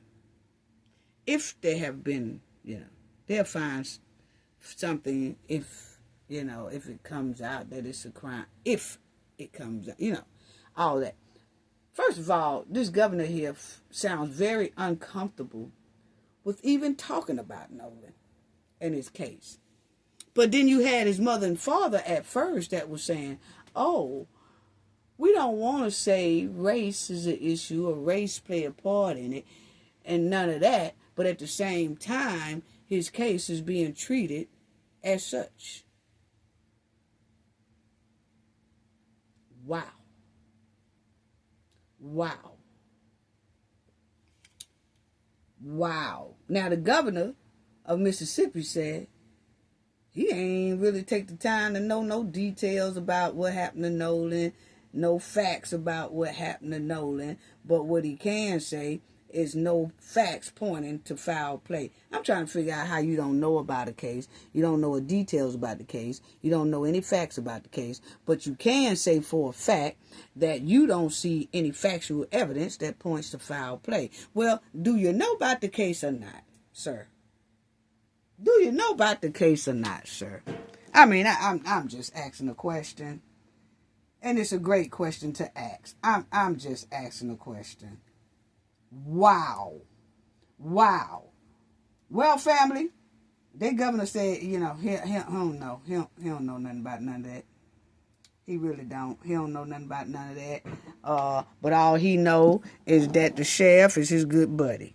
Okay? He don't know nothing about no Nolan. He don't know nothing about no Nolan's details. He don't know nothing about the facts of Nolan. None of that. Only thing he can tell the people is how good of a friend that sheriff is to him. Okay? Point blank, period. Wow. Wow. Now, Nolan's case is international and national news. Millions of people know about this case across the world, except for Mississippi's own governor. That's what he said, not me. That said a lot within itself. That was a slap in the face to the Wells family to me. You know, this is one of the most biggest cases right now, internationally and nationally. And for the governor to say, oh, I don't know, hell, it's been 15 days later. I still don't know the details and none of that about this here case. That tells you how he feel about the Wells family. Would he know about the case if Nolan was white teen? I'm just asking a question. I can ask a question. I just want to know. If he don't know about the facts and the details, but then he can say he ain't seen any facts or evidence that support foul play, then how do you know? Make it make sense. The only thing the governor knows about Nolan Wells' case is the sheriff is his good friend. Yeah. Unbelievable. Unbelievable. Now, let me tell you something else, family. That even if these boys talking about the last time we seen Nolan, it's quite strange that their 911 phone call was pinpointed in the same area that Nolan's body was found, okay? At the tip of that island. Ain't nothing going on down there at the tip of that island, family. Let me tell you, I'm from the Gulf Coast, I know. Ain't nothing going on down there at that tip of that island. Everything is at the kind of the middle. Ain't shit on the tip of the island but damn water. It ain't enough. That tip of the island ain't nowhere that a whole bunch of people go and stand. It's a little thin piece of the island. Everybody on the middle main point of the island. So why was them boys way down there anyway? And then Nolan's body was found down there in that area at the tip of that damn northwest island. Okay? Ain't shit there. But they 911 call came at that same exact area. Then they said that the boat was sinking, but that boat traveled a hell of a lot. Now, I'm here on the Gulf Coast. They did not get towed out that water. All of a sudden, the boat just appeared to be fine, and they was traveling all over the place with that boat. Ain't nobody here on the Gulf Coast is saying at all that boat was towed. That's here on the Gulf Coast. Now, I know that people are reporting other stuff and all that, but when everything come out, maybe y'all will see that. But the word here on the Gulf Coast is that boat did not get towed. They made the 911 call, but it didn't no towboat, didn't no other boat tow them. That boat made it to everywhere they needed to go. So that's why I asked, was that call an alibi? I mean, it probably wasn't. I'm just asking a question. All you got to do is answer. You know? But my thing is, Nolan's friend, who was the captain of the boat, okay, he's supposed to make sure that's just the rules down here in the South, okay, and everywhere else, I imagine. But I know we take boat safety very seriously here in the South. And like I said, I have friends that own boats. So I'm on boats all the time on the Gulf Coast. And they take it very, very seriously here. And the Rangers do too. Because they'll stop your ass just to be stopping you on the Gulf Coast. You ain't got to be doing nothing wrong on your boat. They'll just come up and be like, okay, let me see all your stuff. Let me see if your gear is in order. Let me see if your life jackets, you got enough life jackets for the people that's on this boat. Let me see this. Let me see that. You give them all that information. They look and whatever. Then they let you go and they write you a ticket one. Oh, they take it very seriously. So what I'm saying is, the boys that was on that boat with Nolan was their passenger when they left the dock. That is the captain's responsibility to make sure that all his passengers stay safe. Okay? And I say that if some youngsters is on the boat and conducting the boat and have control of the boat, I say that because we know how they behavior are, and some of them will be drinking and carrying on all that type of stuff like that, that they need to have some type of liability form to give their homies or whatever when they get up on that boat. Hey, sign this, because if you get off this boat, and like in Nolan case, they say he didn't want to come back with us. Well, then it should have been that friend said, hey, look here, Nolan, come sign this right here to say that you wanted to be left here so that I'm no longer responsible for you because I brought you out here. I'm the captain of this boat. I brought you out here, sign this right here. I have a friend that has that on his boat. That, you know, if he take you out, and we all going out on the boat fishing or whatever, and then one like, oh, nah, I don't want to go back. That's very strange. We really don't ever hardly hear that. When you go out with people on the boat, everybody come back together. I've never heard of that. I really haven't. That this person is going to stay on an island that is nowhere to get off that island but another boat. And then you don't know people like that to say, hey, let me catch that ride back with you. That just don't sound right, man. And maybe some people do that. We ain't never done that. Okay? But my friend do have forms on that boat. Just in case something like that. You know? Because that captain is responsible for their passengers. As y'all will see on the screen, it says that the safety of every passenger on board the boat, okay? That boat operator is ultimately responsible for the safety of every passenger on board the boat. Any activities occur on the boat, they had some beers on the boat. Looked like there was some drinking cans. That wasn't supposed to be on now. Not for teenagers underage. They weren't 21 yet. That's a liability right there. Uh-huh. They weren't supposed to have none of that on that boat. Wasn't nobody on that boat 21. Mm-hmm. Yeah. And it says it again. The responsibilities, what are 4 main responsibilities of the boat captain? Yes, y'all see it right there. It's the safety management. The safety of all on board is always the captain's top priority. Navigation, staff management, legal compliance, communication. That communication. The communication that he had with Nolan smells like skunk meat. Okay? But it's his duty to have good communication with Nolan and made Nolan come back on that boat with him because he took Nolan out there. Okay? Leadership. He was supposed to have that leadership. Hey, man, damn that. You came out here with me. It ain't no way to get off this island. How do I know somebody else is going to let you catch a ride with them? Oh, no, man. You know, she said that now, man. Oh, no, man. Okay, then. I want you to text me right now from your phone and say, I told my homie to go without me. And Nolan texts his homeboy and say, I agreed for my homie to leave me here on Horns Island. That would have covered his homeboy's ass right there. That's leadership. But see, you giving a boat to some youngsters that don't take this shit as serious as they should. That water's nothing to play with.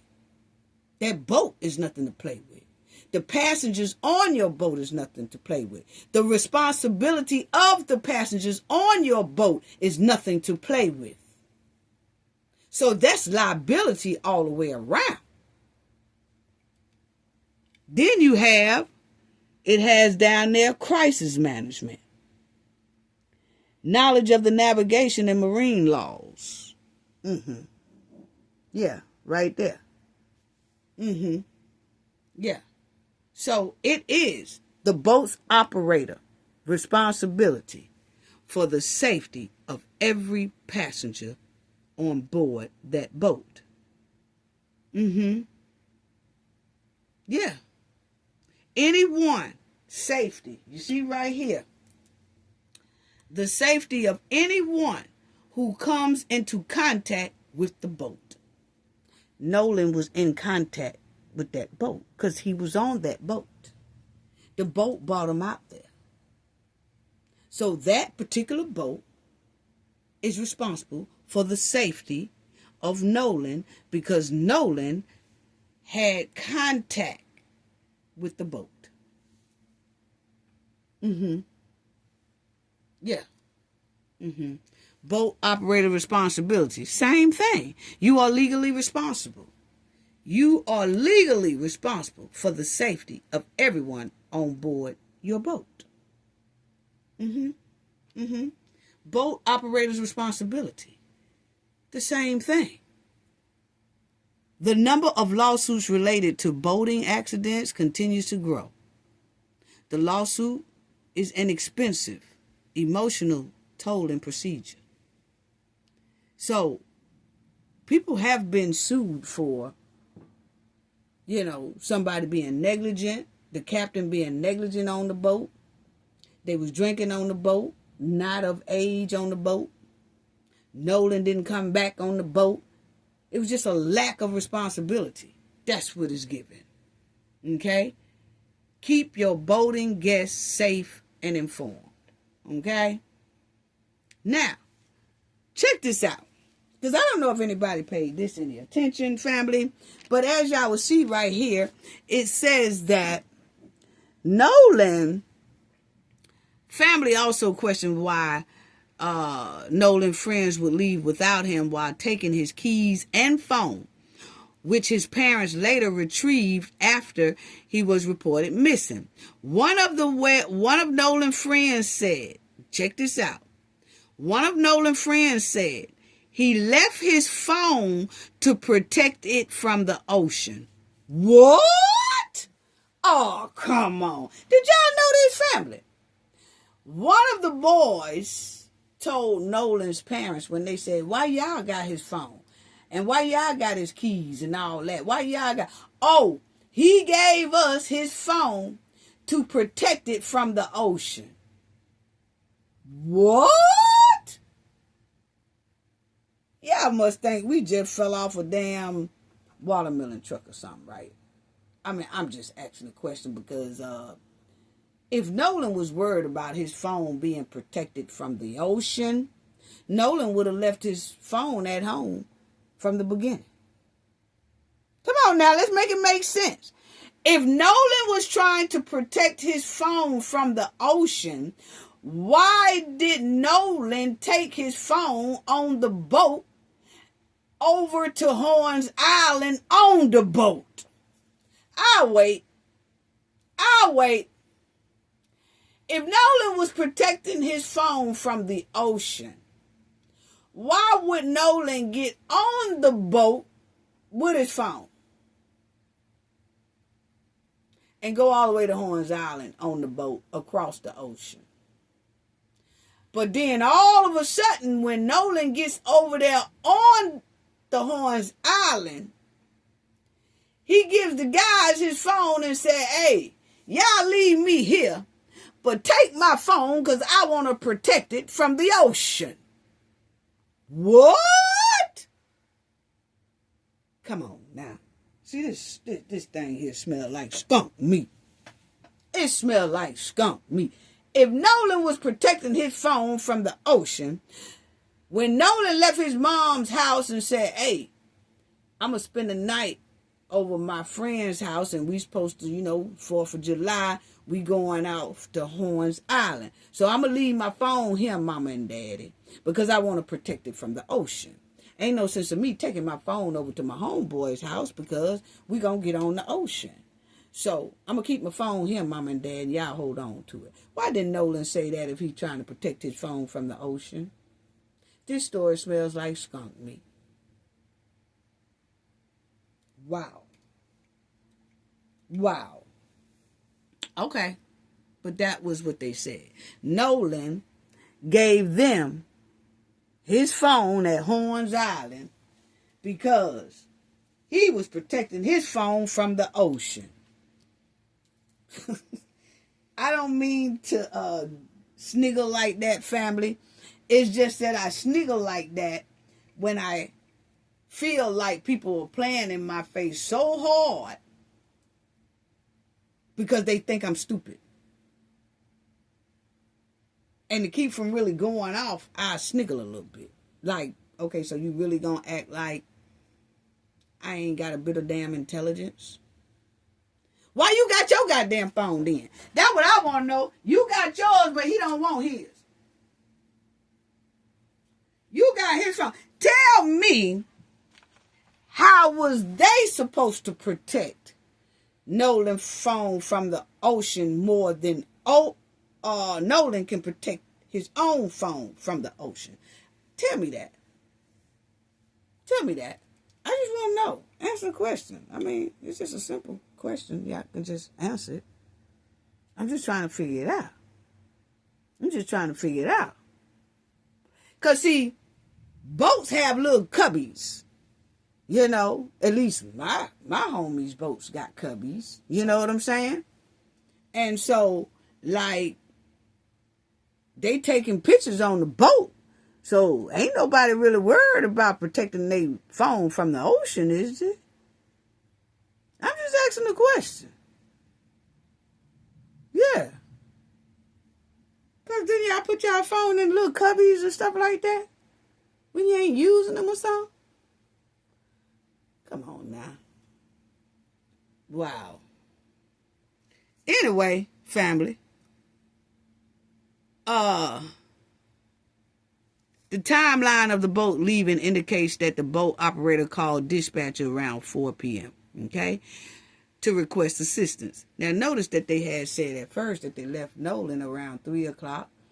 Then it moved to 3:30 that they left Nolan. But according to this, they didn't leave the boat, or they called for assistance around 4 o'clock, okay? The recording, however, does not confirm everyone who traveled on the boat or provided further information about Wells' whereabouts around that time, okay? So at 4 o'clock, well, they said they had left left Horns Island about 3 or 3:30. No, they didn't. They were still there at 4 o'clock, okay? And so then you say, this is what the guy had said when he made the call for assistance at 4 o'clock. He said, hey, we're at the west tip of Horn, and our their pump stopped working, okay? The caller said in the audio, we're going. We're sinking. Can you all please come?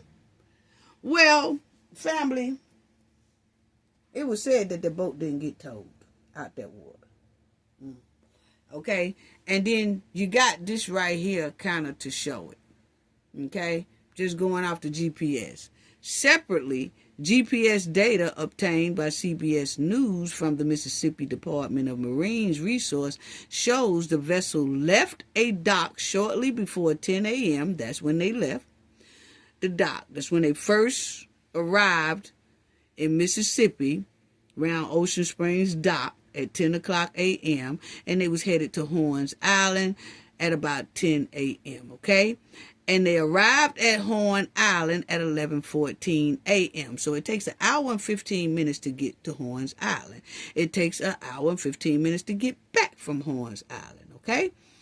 Where it remains until 4:31 p.m. So the boys went to Horns Island at 10 a.m. They got to Horns Island at 11:14 a.m. They stayed on that island until 4:31 p.m. Okay? Wells' family has said he stayed with friends the night before ahead of going to the party that day. Okay? Okay. Now, I think that's all on that one. Yeah. That's all on that one. Now, check this out. According to the GPS data, the boat left the island at 4:31 p.m. and returned to its original departure dock. So check that out. The boat arrived at 4:31 p.m. It returned back to its original departure dock. Now, let me tell you something. If a boat has to tow you or help you get back to land, that marine data is going to tell that too. You know why? Because that boat is going to call in and report that they are helping another boat. They are towing another boat. That way, if anything happens to that boat that's towing the other boat, the Marines people already have that on document. So say if both boats start sinking, the Marine people will know that it was two boats out there and one was pulling the other. But both boats are missing now. So anyway, it then travels into Fort Bayou around 5:52 p.m.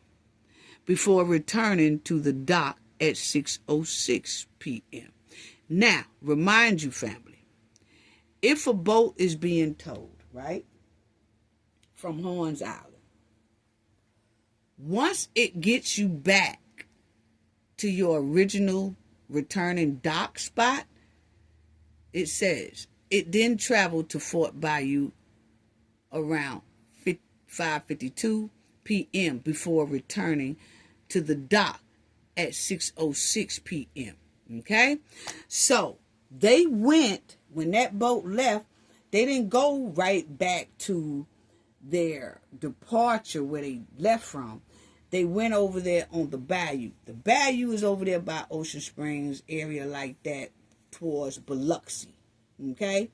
Then it comes from there and goes back to the regular destination, which shows maybe they just dropped somebody off because maybe somebody's car was in that area. They dropped that person off and then the boat crunked back up and took off and went back to its original destination. Okay? So if a person is towing you, a person is not finna take you all around the goddamn docks and worlds and different spots and shit and then bring you back. No, they're gonna bring that boat straight back to where you docked at, the closest one, and then that's it. And if your boat can't move, man, you need to have somebody to come and pick this boat up. But we not finna keep pulling this boat to this destination, that destination, then a third destination. Okay? Yeah, I mean, that's how I've known it to be. But you know, a lot more things will come out as they come out. Then it says the boat traveled back to the Fort Bayou boat launch at 7:19. So remind you, for a broke boat that made a call at 4:31 p.m. saying, oh, we sinking. 4:31 they made that call. It's quite strange that that boat traveled damn near 3 hours. Remind you, it only take an hour and a half to get from Horns Island to where they originally mainland, where they docked at. It's an extra 2 hours that that boat has been traveling. It's been traveling to the Ocean Springs area. See, I'm on the Gulf Coast. I know all about this now, and I be on boats down in that area, okay? And in the Mobile Bay area and all that, you know, and in the Florida Panhandle area and all that. I mean, we be everywhere in the boat, okay? So what I'm trying to tell y'all, I ain't telling y'all what nobody told me. I'm talking about what I know. It only takes an hour and 15 minutes to get from Horns Island to the main dock where they first took off from at 10 o'clock that morning, right? It only takes an hour and 15 minutes to get there. Well, if you look at this, that boat left at 4:30 after making that call, and then all of a sudden, the boat can travel 3 hours.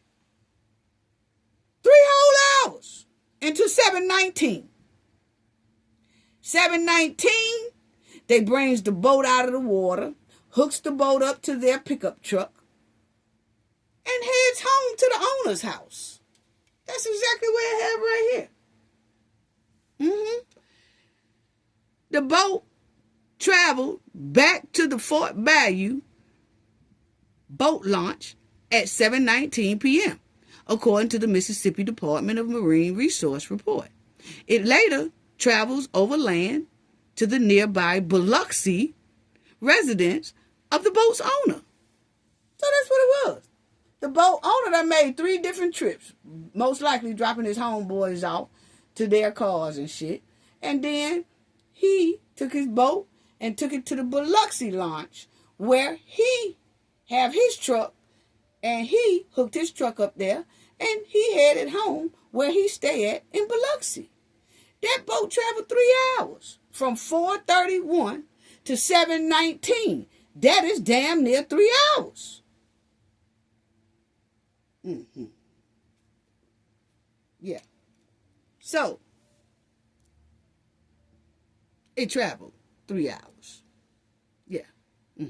Now, this was another thing that caught my eye, family, is that they're saying that the coroner needed Nolan's dental records to confirm his identity. Now, you know, trying to figure out what that's about, and sometimes that's just regular procedure, but I just felt like it was kind of strange that Nolan's mother had gave pictures to everyone. She said the family gave pictures to everyone out there. They had his picture all over the news and everything like that. So when they said that they found him on the tip peak of that Horn Island, that they could not identify that was Nolan, they needed his dental records. And maybe that's just procedure, but you know, we'll see what the autopsy says when Ben Crump and them get their independent autopsy back, because we haven't heard anything about Mississippi's autopsy. And maybe Mississippi is holding on to their autopsy until they see what Ben Crump and them independent autopsy is going to say. But we'll see. The sheriff also said investigators are awaiting the state medical examiner's finding, including toxicology results. I wanted to bring this up because, you know, when the guys had their beer in their hand and all that stuff like that, something tells me that they are going to try to pull toxicology. That, oh, he was drunk. He was high. That's why he drowned. Okay? But I noticed they're not saying anything about it because they're trying to wait, my opinion, on being Crump and them independent autopsy and see what it says. They're trying to wait. Because, see, notice now, family, if Mississippi give their autopsy report now and it doesn't match what Ben Crump and them autopsy says, then Ben Crump can do a lawsuit. Okay? So it's given that Mississippi is holding on to their autopsy and toxicology report to see what Ben Crump gonna say first, so that they don't be liable for a lawsuit. So when Ben Crump independent autopsy say this, then Mississippi can say, oh yeah, our autopsy got the same thing. But I noticed that they're not going first. They did theirs first. Theirs should come back first. And it's given that Crump team know that Mississippi might be holding on to their autopsy report and toxicology report and trying to hold on to it until to see what they say, and it's looking like Ben Crump is holding on to theirs. Like, nah, we want to hear what y'all say first. And then it looked like Mississippi is saying, nah, we want to hear what y'all say first. You see what I'm saying? So I'm waiting to see who gonna release theirs first, or is they gonna release it at the same time? But I do know Ben Crump law firm, they most likely gonna say, no, y'all did y'all first. We want to see what y'all say. Then Mississippi could say, no, ours is delayed, so let's see what y'all say first. I think it's just like a little ping pong thing going on with that. But with this right here on the screen, it's saying toxicology. It's making me think that they probably most likely wanted to say, or most likely will say, he was drunk. He had too much. Alcohol level was over the limit. You see what I'm saying? I'm just saying, my opinion, you know. But now that an independent autopsy is going on, they ain't releasing it. Yeah. And I don't know those cans that they was drinking. I don't know if it's going to put Nolan Wells over the legal limit of, you know, alcoholic status. But, you know, I don't know if it's going to put him over the limit of being intoxicated to where he's too impaired to think or too impaired to swim. I don't know, because those cans, I just don't know how many they had and how many they was drinking or anything like that. But my thing is, family, I can't wait till the autopsy come out. We are going to talk more about it. I'm just thinking that 911 phone call, my opinion, it smells like skunk meat. I'm hoping that call wasn't an alibi lie. But my thing is, the boat traveled 3 whole hours after that so-called we're sinking distress call. Okay? And I can't see a boat towing their boat around that water to 2 different launch areas for 3 whole hours. When they pull your ass up out of there, they pulling you to the nearest dock. And then your ass need to get somebody to come get that boat and take that boat on. They're not going to just tow you all around the goddamn ocean and seas and waters and byways and shit like that. And to drop this person off and drop that person off and drop that person off. Then they tow you back in. No. It don't work like that. So that's why I said it smells like a little skunk meat to me. Yeah. So, you know. Then they said it was 7 people on that boat, you know. And then his Snapchat, the FBI is involved in it now. And they say now that one of the authorities was saying something about the Snapchat for information stored on the company's server. He added that the investigators can obtain cell phone data, including Snapchat, that geolocation,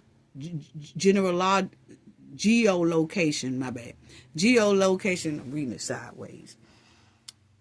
This investigator said that Snapchat can obtain cell phone data, okay, that they can go back and retrieve all the Snapchat messages that was deleted and all that, and that includes Snapchat geolocation information to track Wells' movements and those of anyone who was with him July 4th. Okay? So where people thought that they can erase that Snapchat, and for people who have Snapchat, this is good information to know that the FBI investigators and stuff like that can retrieve Snapchat's messages. And it also, Snapchat, they can get information that Snapchat can track your ass everywhere you have been if your phone is on. Okay? So if they say they left Nolan on the island, that Snapchat, if Nolan had his phone, they saying he didn't have his phone. So that's why I say there's some smart boogers up in here, okay? Because that Snapchat is going to show everywhere that phone went. And I think that phone went everywhere that boat went that the GPS Marines say that it went. Everywhere them boys went for those 3 hours, I think Nolan's phone is going to show that on Snapchat as well. Because remind you, they had Nolan's phone. Nolan didn't have his own phone, which is weird for a teenager to tell people, oh, y'all go head on with my phone and y'all just leave me here on this stranded island while I have no way back home. Nah, dog.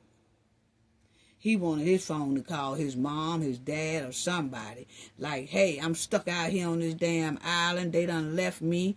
I know y'all probably don't know nobody with a boat, but damn, call the police Marine boat. Have them come get me, and we'll pay them about $1,000 to get my ass back home. But, hey, I need for y'all to come get me. I'm on Horns Island. I'm just trying to figure out why Nolan would pick to leave his phone with friends when he obviously needs his phone on an island that, you know, he's left there by himself. Point blank, period. Smells like skunk meat. Everything about this story smells like skunk meat. You know, even the way they was moving across these waters for 3 hours, all over the place, from Horns Island to the mainland, to a dock, to another dock, to the Biloxi dock, and all that. It just smells like skunk meat.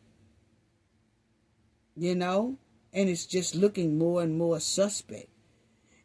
You know, then Nolan spent the night over to his friend's house, and then they went to Horns Island together. Why leave a friend on the island if he spent the night with you?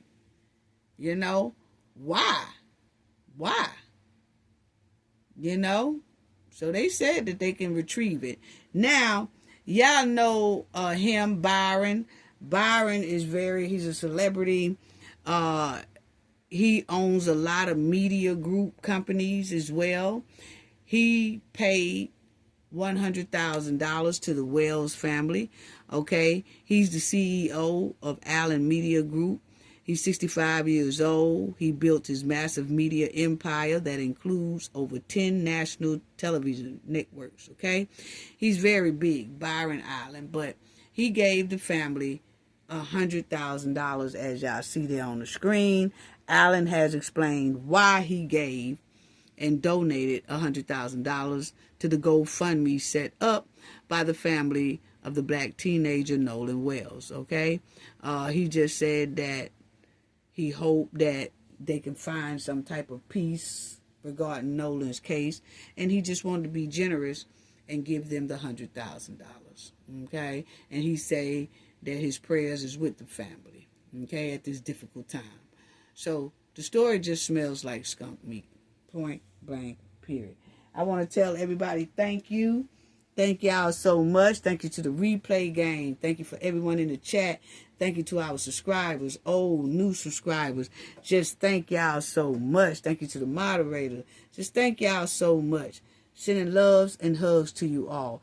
Gain knowledge to prevent blockage, and we all know what that means. The more you know, the harder it is for anybody to block y'all from your goals and success. Bye-bye.